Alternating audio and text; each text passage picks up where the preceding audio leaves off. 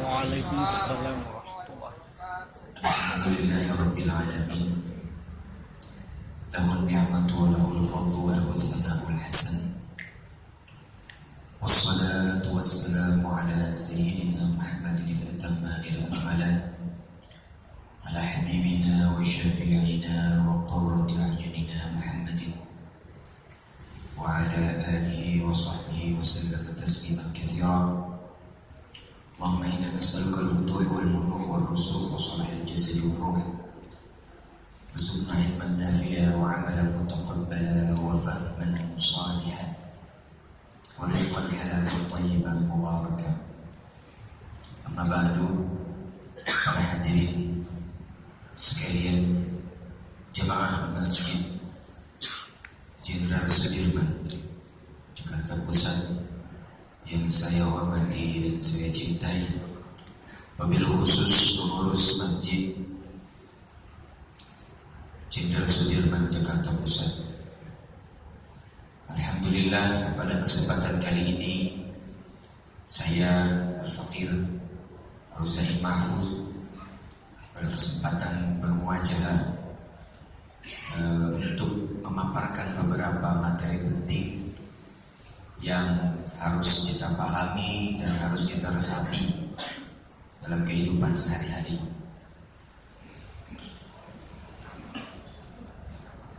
Saya diminta pada kesempatan mungkin beberapa bulan ke depan akan membahas tentang materi umum besarnya, yaitu ekonomi Islam. Tetapi saya kebagian untuk diminta memaparkan masalah zakat. Tentu dalam pertemuan yang akan datang kita akan membahas zakat lebih perinci. Pada kesempatan kali ini saya ingin para hadirin dan mengajak para jamaah sekalian untuk menyadari berapa pentingnya itu zakat dan apa saja akibat-akibat ataupun efek-efek negatif bagi orang-orang yang tidak mempedulikan zakat. Lalu sebenarnya apakah zakat ini memiliki potensi besar bagi ekonomi ataupun kemajuan umat Islam dari segi finansialnya?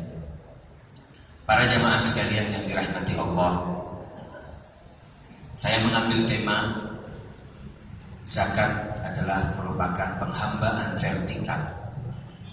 Sebagian orang berpikir dari kita zakat itu adalah yang dibutuhkan oleh fuqara, oleh orang-orang fakir.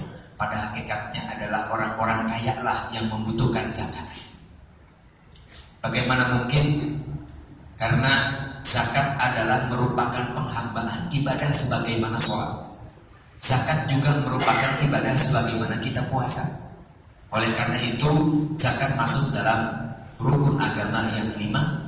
Buniyal Islamu ala khamsin, syahadatu an la ilaha illallah sampai iqamatus shalah wa ita'iz zakah. Membayar zakat sama dengan syahadat. Sebagian orang berkata ketika berbicara tentang zakat, itu seperti seolah-olah perkara yang dibutuhkan oleh orang fakir. Atau bahkan berpikir itu hanya perkara ibadah sebagaimana sedekah, sebagaimana melakukan amal khair ataupun amal baik yang lain. Tapi zakat pada hakikatnya adalah bagaimana Islam ini bukan hanya ubudiyah, vertikal, horizontal, harus bergabung dua-duanya. Ketika kita beribadah kepada Allah Subhanahu wa ta'ala, salat, penghambaan kita, sujud tadi. Penghambaan ketika kita sujud, kita meletakkan kepala kita adalah yang difitrahkan setiap tahunnya, merupakan yang sangat kita hormati. Jika kepala kita dipukul, kita akan marah. Tapi kita rela kita letakkan kepala kita lebih tinggi daripada dubur kita, lebih rendah daripada dubur kita. Dubur kita berada posisinya di atas, itu adalah merupakan penghambaan total terakhir. Karena Allah Subhanahu wa ta'ala tidak memberikan kita izin untuk bersujud kepada siapapun kecuali kepada Allah Subhanahu wa ta'ala. Zakat juga seperti itu, ibadah kepada Allah. Tapi zakat ibadah yang memiliki efek yang banyak, efek sosial, efek penghambaan kepada Allah Subhanahu wa ta'ala, kesadaran keperlunya kita kepada orang-orang yang ada di sekitar kita. Saya tidak akan panjang lebar, insya Allah sesingkat-singkatnya materi yang saya akan sampaikan kesempatan kali ini. Tentu para jamaah sekalian tidak harus langsung membahas saya punya zakat profesi, bagaimana ada tidak dalam fikih zakat profesi, zakat mal saya, nanti kita akan bahas di pertemuan yang akan datang. Karena pembahasan kali ini adalah keutamaan bagaimana kita lihat zakat dulu masalah, supaya ketika kita bayar zakat itu pada hakikatnya kita mengeluarkan kotoran kita. Para hadirin sekalian yang dirahmati Allah, perintah dan keutamaan zakat. Perintah berzakat, Allah Subhanahu wa taala berfirman dalam Al-Qur'an, "Khudh min amwalihim shadaqatan tutahhiruhum wa tuzakkihim biha wa shalli 'alaihim inna shalataka sakanun lahum wallahu samii'un 'alim." Nabi berkata, Allah Subhanahu wa taala berfirman, memerintahkan kepada Nabi dan pemerintahan setelah Nabi tidak ada. Khudh, ambillah, min amwalihim, dari zakat sebagian harta mereka. Dengan zakat itu kamu membersihkan dan mensucikan mereka dan mendoalah untuk mereka. Sesungguhnya doa kamu itu menjadi ketentraman jiwa bagi mereka, dan Allah Maha mendengar lagi Maha mengetahui. Nabi meninggalkan kita. Setelah Nabi meninggal, tidak hanya ibadah melulu. Bapak-bapak sekarang kerja, pada hakikatnya dengan ustadz yang ada di masjid, bisa jadi bapak-bapak pahalanya lebih tinggi daripada ustadz yang berada di masjid. Percaya dia. Rasulullah SAW berkata, "Kam min amalin yatasawwaru", bahwasanya berapa banyak amal-amal zahir terlihatnya itu ibadah. Tapi pada hakikatnya bukan ibadah jika ibadah itu tidak karena Allah. Seorang ustadz, seorang ahli ibadah berzikir di masjid supaya agar dibilang sebagai orang saleh. Bapak berangkat dari rumah ke kantor, duduk di kantor, pahalanya lebih banyak. Rasulullah SAW pernah berkata bahwasanya di sana ada dosa yang tidak bisa dihapus dosa itu kecuali jika seorang mencari harta yang halal untuk menafkahi anak istrinya. Subhanallah. Dosa diampuni ketika kita sedang duduk di dalam AC, di dalam kantor kita, atau sedang melakukan pengecetan ataupun sesuai dengan posisi kita masing-masing. Tapi dengan syarat ketika kita berangkat, bismillah ya Allah, saya niat berangkat kerja bukan untuk memperkaya diri, tapi saya ingin anak istri saya makan yang halal. Ketika Allah Subhanahu wa taala memberikan kita harta, Rasul tidak meninggalkan. Agama ini memiliki eksistensi dari 1400 tahun yang lalu, tetap ada, karena agama ini akan ada terus sampai hari kiamat. Rasul tidak meninggalkan begitu saja. Rasul meninggalkan sebuah sistem ekonomi yang luar biasa, yaitu zakat. Jika seandainya nanti kita akan lihat presentasi berapa berdasarkan penelitian Basnas, Badan Zakat Nasional tahun 2011, nanti kita akan bahas begitu potensinya zakat di masyarakat Indonesia khusus. Allah Subhanahu wa taala berfirman kembali kepada ayat khul, memerintahkan untuk ambillah. Jadi bukan kita sebenarnya yang memberi, tapi seharusnya pemerintah yang mengambil. Maka Nabi mengambil zakat sahabat, bukan sahabat yang datang memberikan. Alhamdulillah hujan. Rasulullah SAW pernah berkata, waktu yang mustajab doa, diminta doa kita istijabah, diterima, itu ketika turun hujan. Kita niatkan dalam hati kita masing-masing, sedetik saja kita niatkan apa yang ada dalam kehidupan kita, keinginan kita, semoga Allah Subhanahu wa taala lancarkan dan mudahkan. Amin. Maka di sini dikatakan tutahhiruhum, membersihkan kepada akan kalian. Bapak, ibu sekalian, tidak ada ibu ya, bapak-bapak semua ya? Ada. Bapak-bapak sekalian, saya mau bertanya, jika bapak-bapak setiap hari makan terus, maaf tapi tidak buang air, sakit nggak? Kira-kira jadi penyakit ya? Makan terus. Begitu juga zakat. Uang kita masukkan terus, kita putar terus uang kita dalam kehidupan sehari-hari, tapi kita nggak pernah mengeluarkan kotoran. Maka zakat itu artinya artinya bersih. Bersihkan dari apa? Dari kotoran harta kita. Maka dikatakan tutahhiruhum, bersihkan buat kita. Maka zakat itu pada hakikatnya membersihkan harta kita. Inna sholataka sakanun lahum wallahu samii'un 'alim. Di sini ada beberapa ayat dan hadis yang saya akan bacakan dengan ringkas saja demi meresapi makna saling memberi dalam Islam. Fa amma man a'ta wattaqa wa saddaqa bil husna fasanuyassiruhu lil yusra. Siapa yang memberi dan bertakwa kepada Allah Subhanahu wa taala dan memberikan dan membenarkan apa-apa yang benar, maka kami akan memberikan kepada dia jalan yang mudah. Qala Allah Subhanahu wa taala, "Lan tanalul birra hatta tunfiqu mimma tuhibbun wa ma tunfiqu min syai'in fa innallaha bihi 'alim." Surah Al-Imran 92. Lan tanalul birra, kalian tidak akan mendapatkan kebaikan dan kebajikan yang pasti, yang tinggi, sehingga kalian memberikan infak apa yang kalian cintai.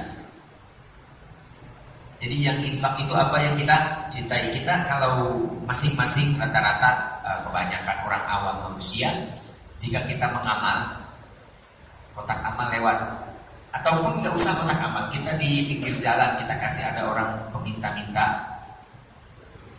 Ketika kita keluarkan dompet kita cari apa nih?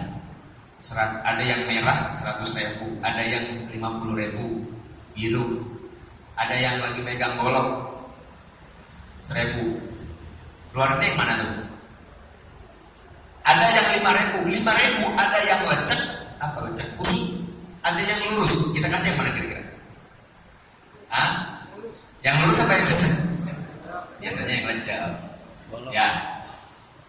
Padahal Allah Subhanahu wa taala berfirman, "Lan tanalul birra hatta tunfiqu mimma tuhibbun." Menginfakkan apa yang kita cintai. Yang kita cintai apa? Ini derajat orang yang tinggi makomnya. Yang derajat ibadah imannya sudah luar biasa. Maka dalil ini bisa buat jadi dalil poligami, Pak.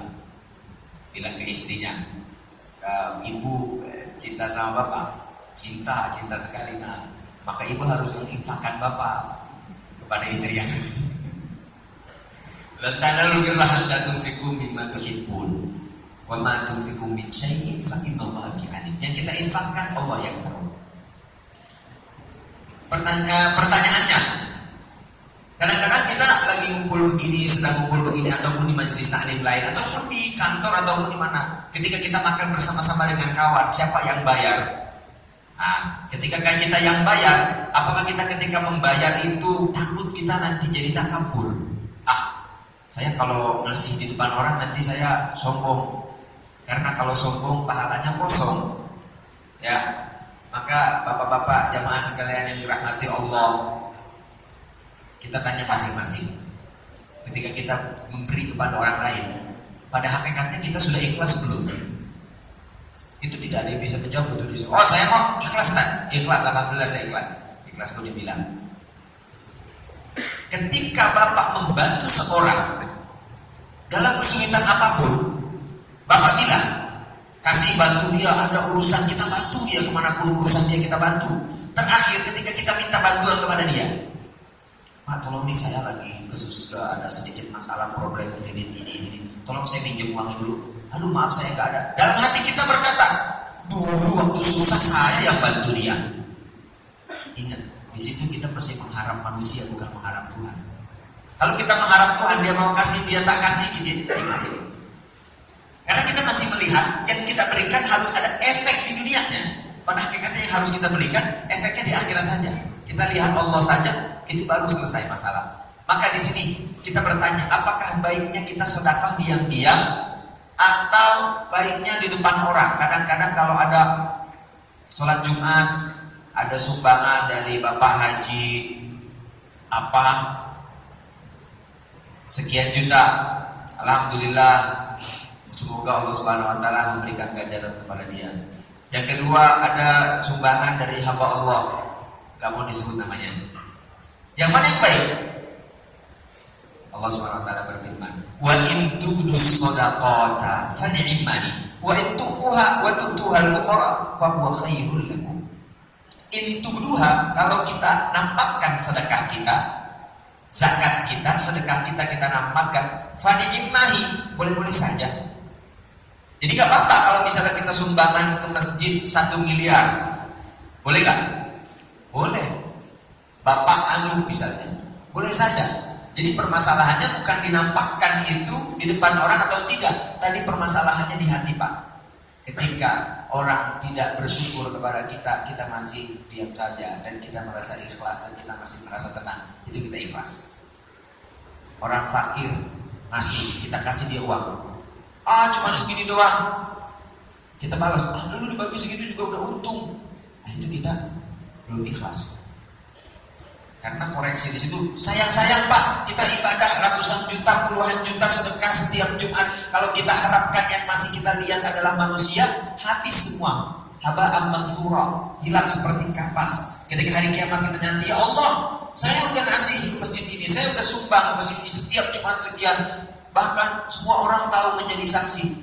Ente memberi, kamu memberi bukan karena Allah, tapi kamu memberi ingin disebut orang mulia, dermawan dan sebagainya.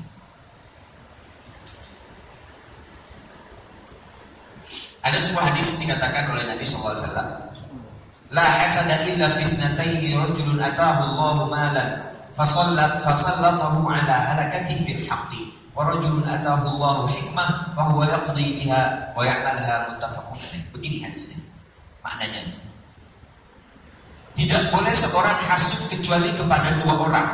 Yang pertama kepada orang yang diberikan harta yang berlimpah.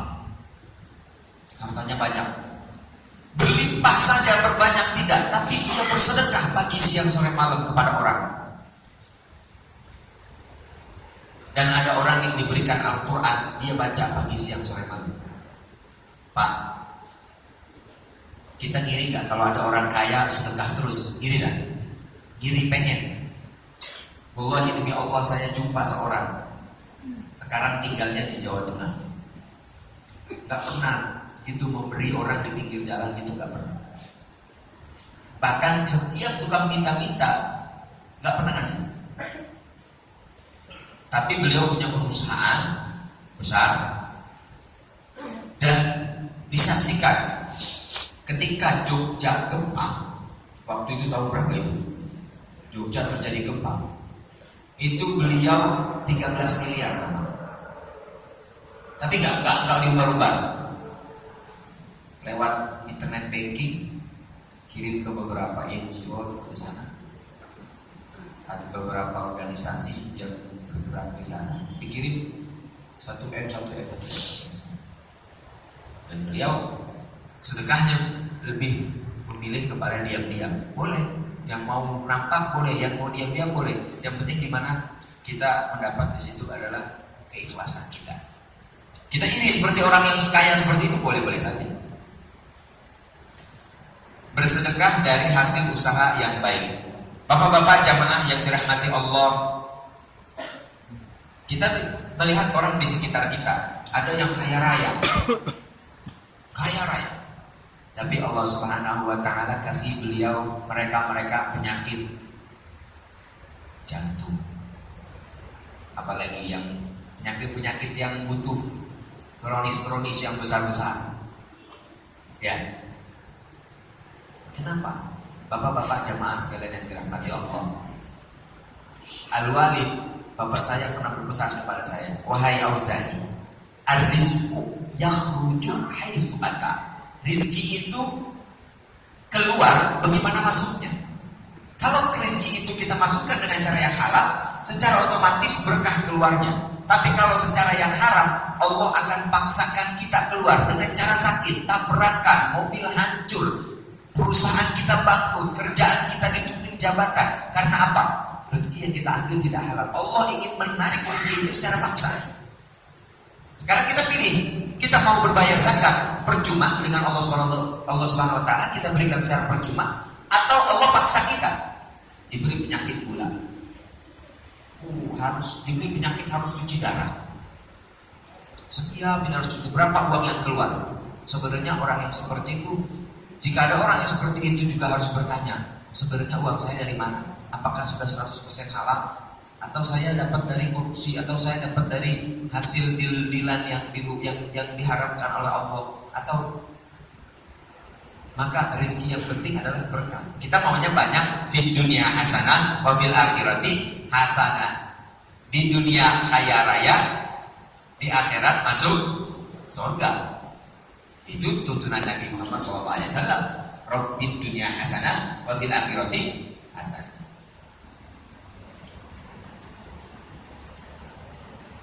Saya dapat uang dari korupsi, atau saya dapat uang dari yang haram, usaha bar, diskotik dan sebagainya. Bolehkah uang saya itu saya kasih untuk sedekah? Allah Subhanahu wa taala berfirman, ya ayyuhalladzina amanu anfiqu min thayyibati ma kasabtum wa mimma akhrajna lakum minal ardi wa la tayammamul khabitha minhu tunfiqun. Wahai orang yang beriman, infakkanlah dari hartamu yang baik, bukan hartamu yang kotor. Maka dalam hadis selanjutnya dikatakan, man tasaddaqa bi'adli tamratin min kasbin tayyibin wa la yaqbalu Allahu illa tayyib wa inna Allaha yataqabbaluha bi yaminihi thumma yurabbiha li sahibihi kama yurabbi ahadukum fuluwahu hatta takunu misla jabal. Maknanya Allah Subhanahu wa taala, orang yang bersedekah kepada Allah Subhanahu wa taala, dan karena Allah itu oleh Allah Subhanahu wa taala, jika hartanya itu 100% halal, artinya thayyib, diletakkan oleh Allah Subhanahu wa taala. Sampai berkembang, tiba-tiba kita hari kiamat nanti melihat karena kadar keikhlasan kita, subhanallah, ya Allah saya amal cuma 1 juta di masjid itu, kenapa saya terimanya sekarang 100 juta di akhirat nanti? Oh, kata Allah Subhanahu wa taala, saya yang mengembangkan harta itu karena kadar keikhlasan kita. Bisa jadi maka orang miskin tidak rugi kalau dia mengamal 50 perak ataupun 500 perak, 500 rupiah. Dengan kita yang 500 juta, bisa jadi 500 juta kan tidak ikhlas, 500 rupiah ikhlas, lebih tinggi yang 500 daripada yang 500 juta. Jadi yang dihitung ada keikhlasan. Oh, kalau gitu mulai Jumat besok saya ngamalnya 1000 aja, yang penting ikhlas, nggak jadi 10.000 deh. Salah lagi gitu. Lebih baik 10.000 ikhlas daripada 1.000 tidak ikhlas. Ya kan? Lebih baik 10.000 ikhlas daripada 1.000 tidak ikhlas. Yang ditanyakan terhadap harta kita, bapak-bapak hadirin yang dirahmati Allah, sebuah kisah seorang yang berzakat dan bersedekah selalu. Hidupnya saya menjadi saksi. Orang itu tidak punya pekerjaan, Pak, Pak.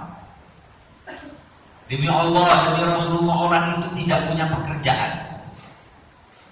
Tapi semua amalnya lillahi ta'ala. Yang dia gerakan itu kehidupan sehari-harinya membantu orang. Hidupnya lillahi ta'ala. Saya jadi saksi. Dan hartanya pernah menjadi PNS. Dia tinggalkan PNS-nya.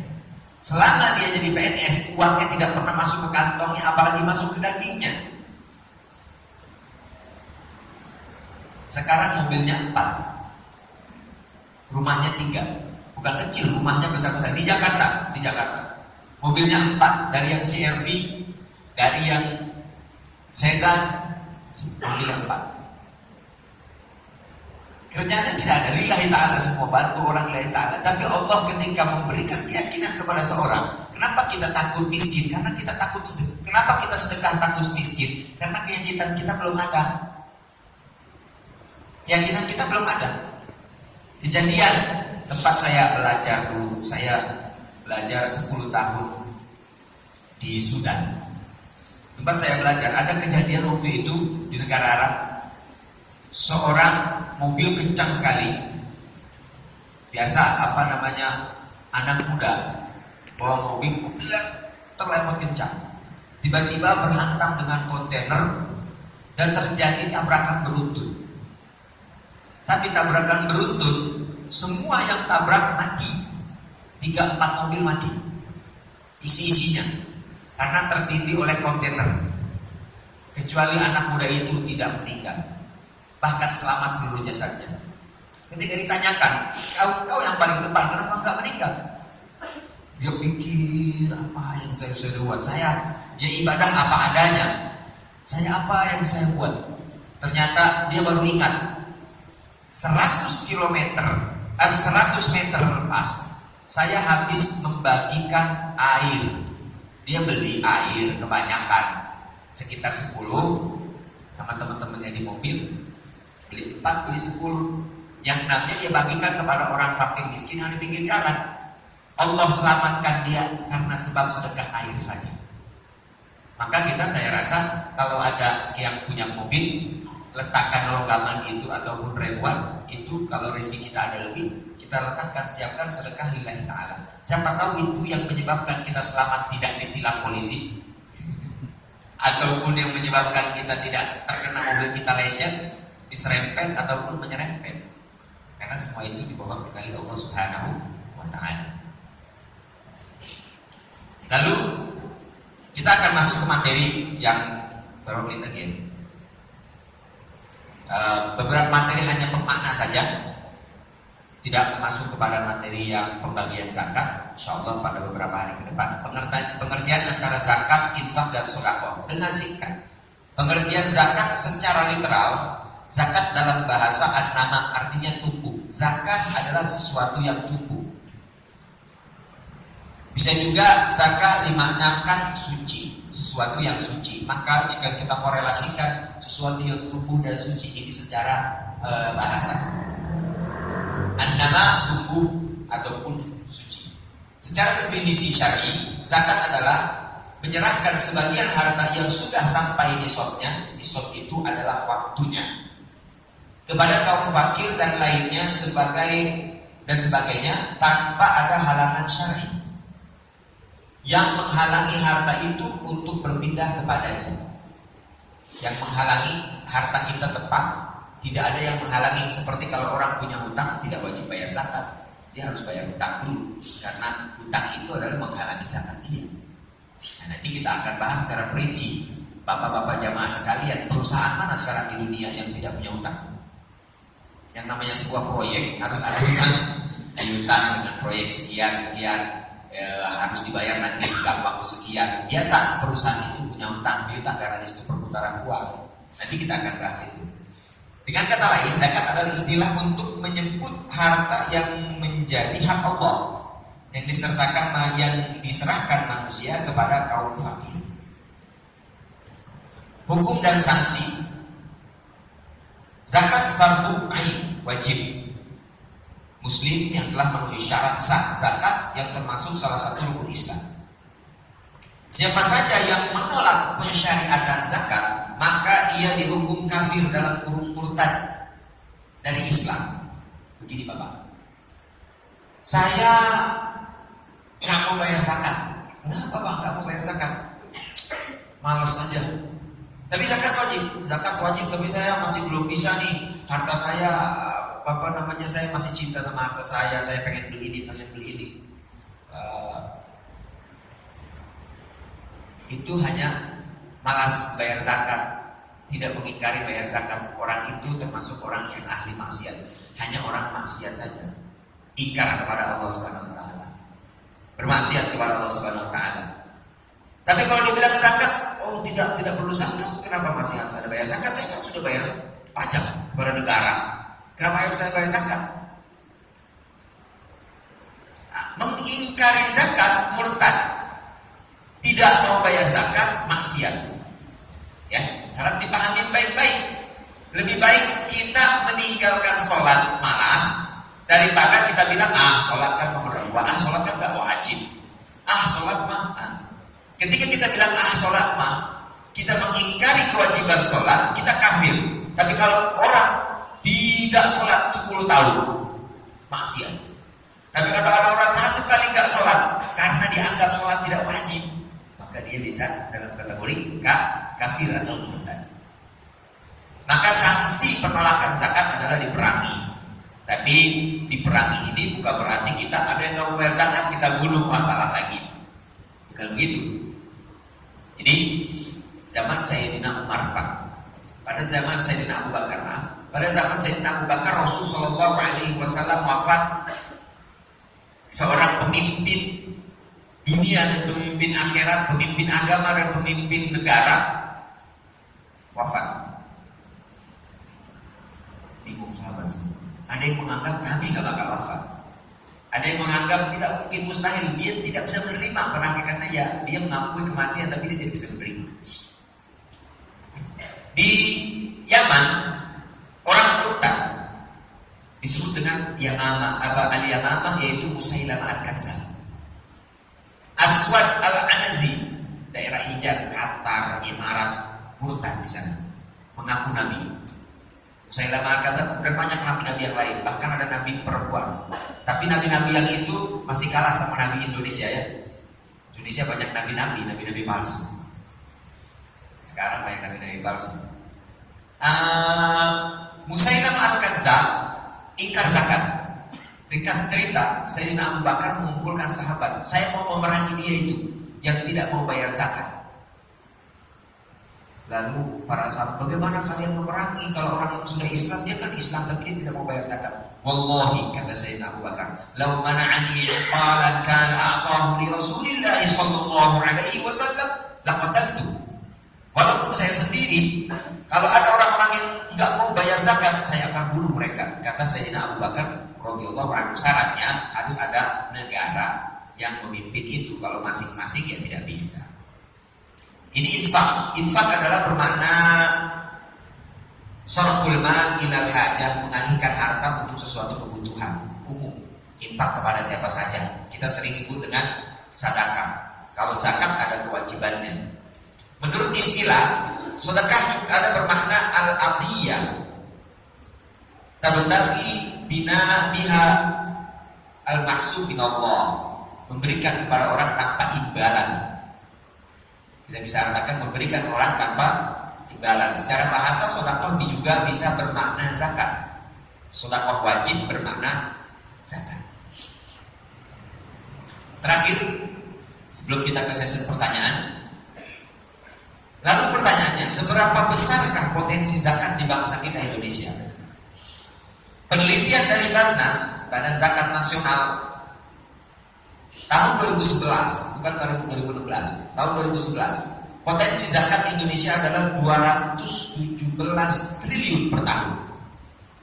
Per tahun, Pak. 217 triliun.